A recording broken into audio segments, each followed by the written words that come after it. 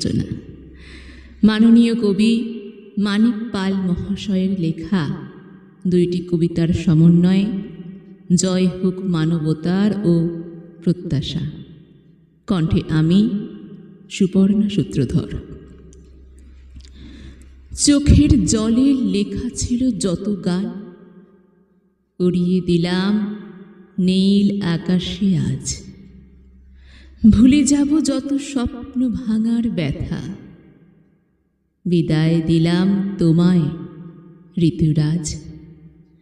নতুন ভোরের নতুন আলোর স্রোতে যাক ভেসে আজ অন্তরের দৈনতা, যাক হারিয়ে হিংসা আর বিদ্বেষ, জেগে উঠুক বিবেক মানবতা। পান্তা ইলিশ থাকুক সবার ভাগে,